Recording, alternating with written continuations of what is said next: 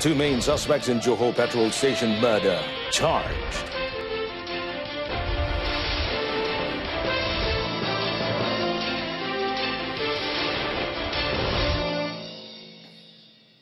Good afternoon, I'm AMIN and you're watching News on 2. Now, the two main suspects, aged 19 and 23, in the brutal murder of a 44-year-old loan shark at a petrol station in Taman Pelangi, Johor Bahru, late last year, were charged for murder today. The decision to charge was made after advice from the Attorney General's chambers upon the completion of investigations. Now, the first suspect, Ganja G, 20, along with 5 other suspects still at large, were charged with the murder of Tan Aik Chai, 44, at a petrol station in Johor Bahru, December 17th last year. And the second suspect, Yip Kah Hu, 20, along with 3 other suspects still at large, were charged with aiding and abetting in the murder. The suspects were charged under Section 302 of the Penal Code, read together with Section 34 of the same code for murder. Lawyer Chua Xiu Chien represented Yip, whilst Gan was not represented. Muhammad Shafiq Muhammad Ghazali appeared for the prosecution. Magistrate Siti Hajar Ali set February 13 for mention pending the post-mortem report. Now, police have also issued arrest warrants for the suspects, aged between 21 and 40, still at large, to assist in the probe.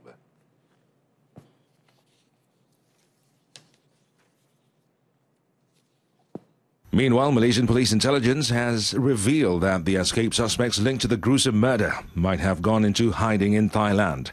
Bukit Aman Criminal Investigative Department CID Director Dato Sri Wan Ahmad Najmuddin confirmed that efforts to track down and arrest the suspects are in full swing in the neighbouring nation. He said police have obtained their records of slipping into Thailand, adding that one of them is the main suspect in the murder. Dato Sri Wan Ahmad Najmuddin is confident that all the fugitives will be captured and brought back to Malaysia to face justice with assistance from the Royal Thai Police, or RTP. He said the killing had stemmed from a dispute over the victim's 50,000 ringgit debt and not due to turf war involving 2 gangs, as reported earlier, adding it was not a triad war. The appointment of Ocean Infinity, a deep-sea salvage company to help locate the missing MH370 aircraft, is on a no-cure, no-fee basis. Now, under the agreement, the search for the debris will take place within the priority search area in the southern Indian Ocean within a 90-day time frame, beginning from the middle of this month. As we speak, the vessel seabed constructor is currently on the way to the search area, taking advantage of the favorable weather condition in the South Indian Ocean. The primary missions by Ocean Infinity is to identify the locations of the wreckage and or both of the flight recorders, cockpit voice recorder, CVR, and a flight data recorder, and present a considerable and credible evidence to confirm the exact location of the 2 main items. The fee for the search starts from $20 million if it is found within 5,000 square kilometers of the search area. That amount can increase up to $70 million depending on where the debris, field or black boxes are found, and only if they are found within 90 days. Meanwhile, Ocean Infinity Chief Executive Officer Oliver Plunkett said the seabed constructor could cover up to 1,200 square kilometers a day, and it was expected to cover more than the targeted 25,000 square kilometers. If we can find the wreckage within the shorter possible time, within the 5,000 square kilometer search, the payment will be USD 20 million. If it's within the 10,000 square kilometer search area, it will be 30 million.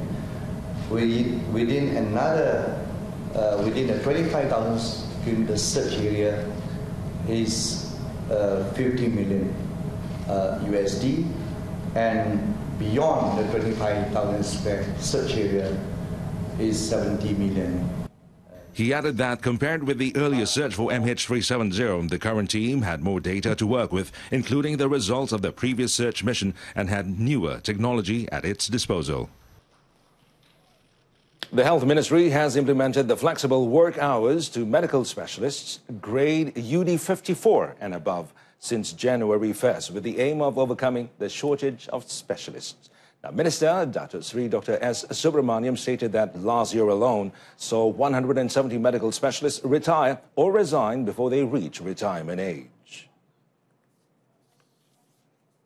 The move was mainly implemented to curb the shortage of medical specialists in the fields of radiology, pathology, cardiology, and emergency medicine. The implementation of the flexible hours was also to enable the specialists to outsource their skills and experience conducting medical research, lecturing at public and private universities, or work in a clinic or private hospital. Ini kita berharap akan membantu mereka menambahkan pendapatan dan melalui langkah itu berjaya supaya mereka tak perlu meninggalkan pekerjaan mereka di dalam Kementerian Kesihatan dan pergi ke sektor swasta. In addition, the ministry had also created a medical degree program, a collaboration with 4 local universities in an effort to raise the level of expertise of the country's medical officers. Well, currently over 4,000 medical officers are undergoing training through the program. For the record, the Health Ministry has 4,460 medical specialists across the country. The children of government pensioners now have the opportunity to buy affordable houses under the One Malaysia Civil Servant Housing Scheme, or PPA 1M. And Chief Secretary to the government, Tan Sri Dr. Ali Hamzah, said the move would allow the children of government pensioners to buy houses ranging from 150,000 to 300,000 ringgit for landed or strata unit. Kerajaan telah bersetuju untuk membenarkan anak-anak pesara kerajaan untuk membeli rumah PPA 1M. Ada kemungkinan pesara semua tak ada rumah. Kan ada tak sempat beli. Tapi anak saudara-saudari boleh juga memiliki rumah PPA 1M walaupun tidak bekerja dengan kerajaan. He said this in a speech at the 2018 Hidmat Bhakti program last night.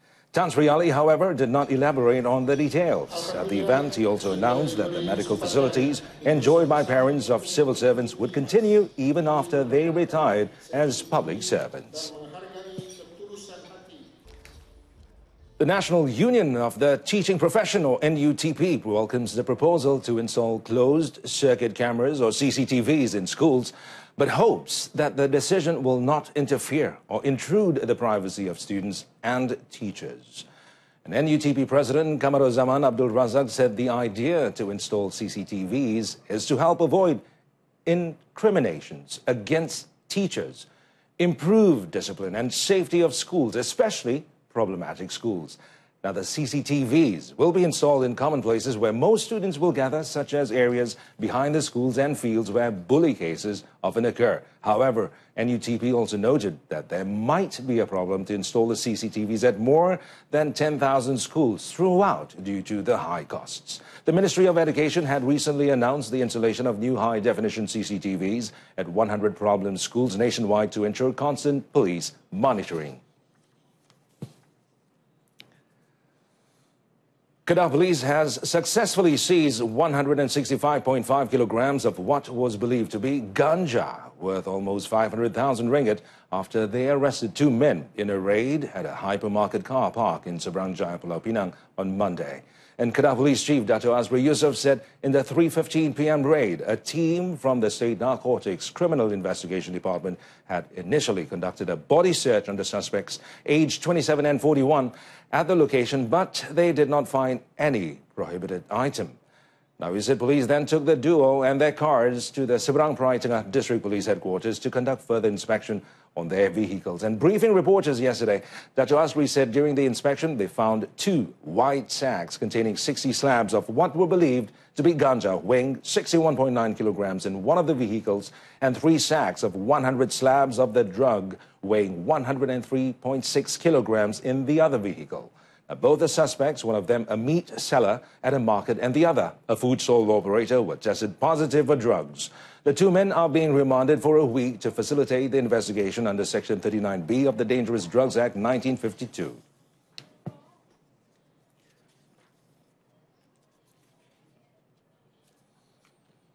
Malaysia airports to test foreign objects debris system at KLIA Runway 2.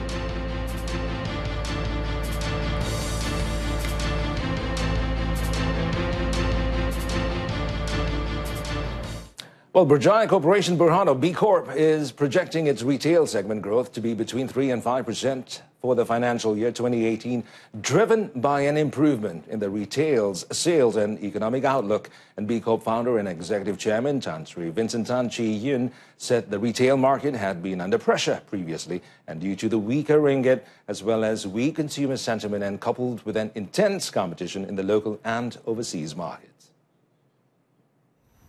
Tan Sri Vincent said the situation has recently become better following the strengthening of the ringgit and an increase in consumer demand. Association and many other retailers have said that the market is soft. The market is soft for direct retail with those outlets. You have competition from e-commerce, people buy online. So there is some, of course, there is effects from that. But generally, recently the situation has been better because recently our ringgit has strengthened. So I think that augurs well for the retail trade, and hopefully prices will be more competitive. And so I would say that the retail trade in Malaysia is still okay. It's not as bad as painted by some. Personally, for our group, we are quite optimistic that the retail trade will get better from now on. He said this after the One2Pay application launch and Memorandum of Understanding signing ceremony between MOL Access Portal, Sendiri and Berhad, and Mara Corporation, Sendiri and Berhad, or Mara Corporation, yesterday. He added that the group witnessed a dip in sales when the Goods and Services Tax, GST, was implemented, but now it has stabilized and sales are going up as the people have accepted the GST.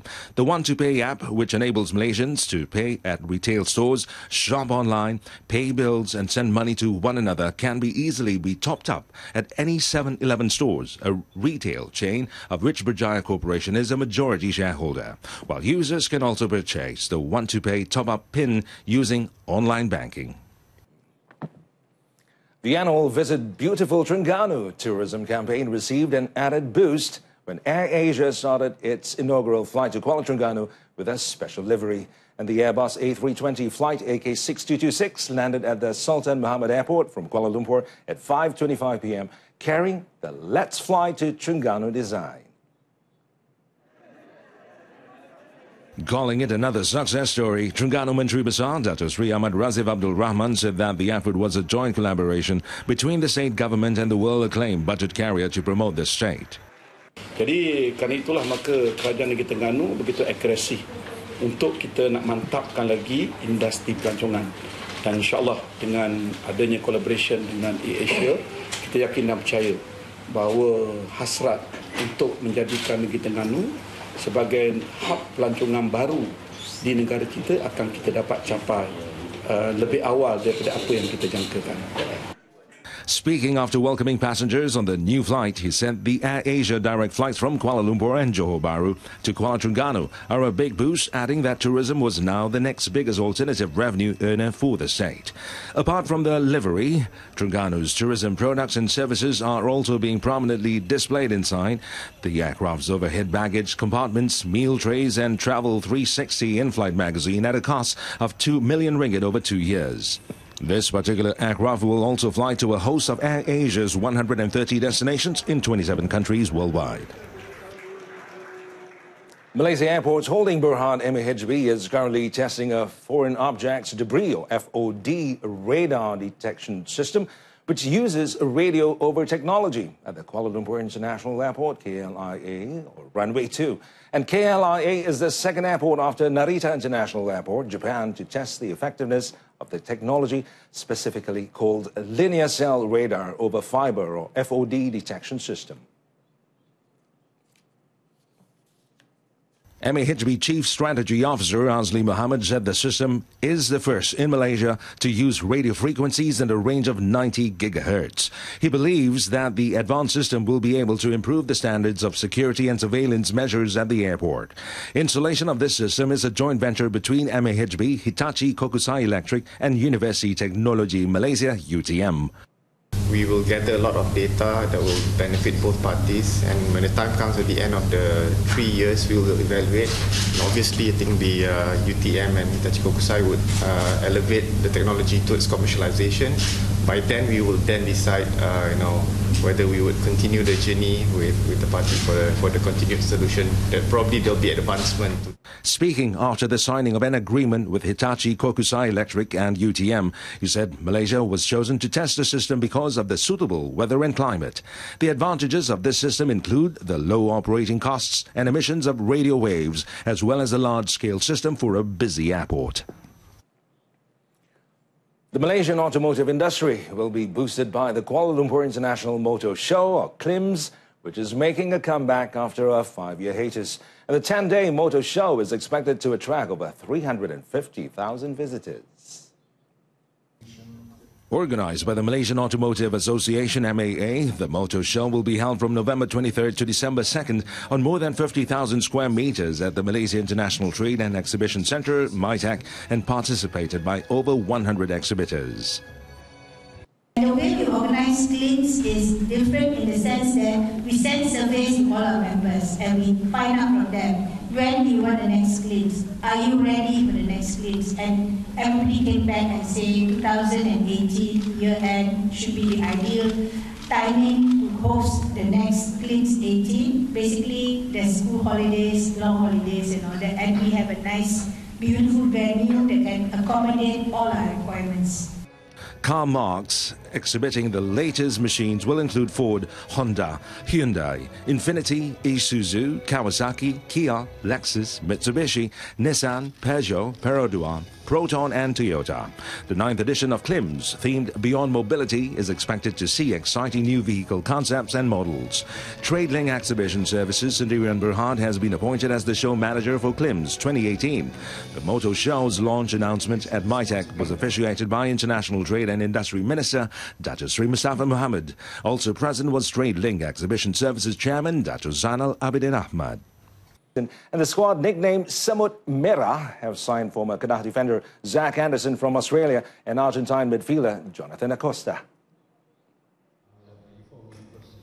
Head coach Dato K. Rajagopal believed the two players are the right candidates to fill in the positions that were seen as the team's weakness last season.